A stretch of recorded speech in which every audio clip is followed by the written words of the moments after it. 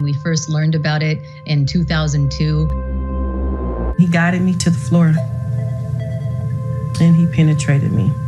Child sexual abuse, including rape, committed by grown men. The youngest was just 2. 330,000 children. 3,677 victims. The abuse has led to hundreds of suicides. This was only the tip of the iceberg. Why did they have this summit? Well, it was an awareness conference. Who needs an awareness conference? Is there anybody in this room that doesn't know that sexually abusing innocent children is wrong?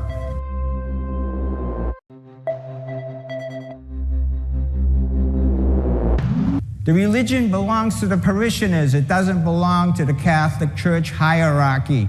As we uncover these crimes, lead to Rome, lead to the Vatican.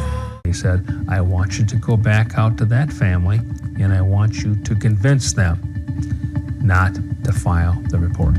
You know, you only have to do a few Google searches to see loads of examples of popes and bishops saying, we didn't know.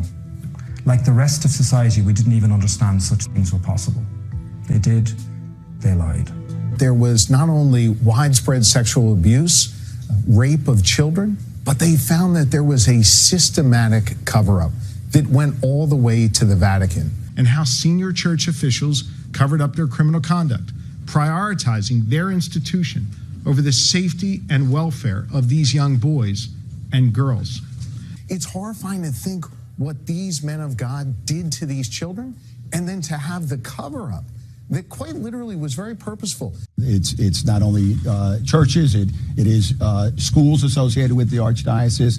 So the institutions associated with the respective archdioceses are the target of our investigation. The investigation uncovered the extent of the power and authority the clergy used to exploit the trust of the children. They told their victims the abuse was God's will. Some threatened that the victim or the victim's family would go to hell if they told anyone. They attempted to normalize sexual behavior as roughhousing. When a little boy is sexually abused, he's told by the priest commonly, if you tell anybody, your mother will burn in hell, your parents will get divorced, your life will be in shambles, your older brother will die. The abuse has led to hundreds of suicides. Those that managed to pick up the pieces and face what happened have been named the survivors. You take away their robes, take away their religion. They're just criminals. They belong in jail.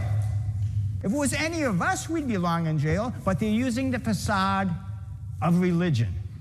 They're hurting victims from heal. They're preventing victims from trying to heal. You have to do something. They have to change. Stop the wholesale rape of our society. From the diocese's own secret archives, church leadership kept records of the abuse, corroborating accounts of victims and illustrating the organized cover-up by senior church officials that stretched, in some cases, all the way to the Vatican. The term secret archives is not my term.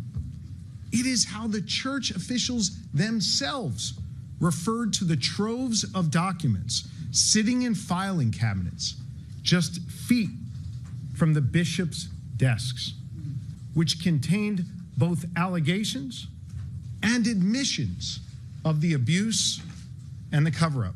As I said earlier, take away their religion, take away their clothing, and they're just a bunch of criminals. The church does not belong to these criminals. And this action is not about religion. It's about human decency.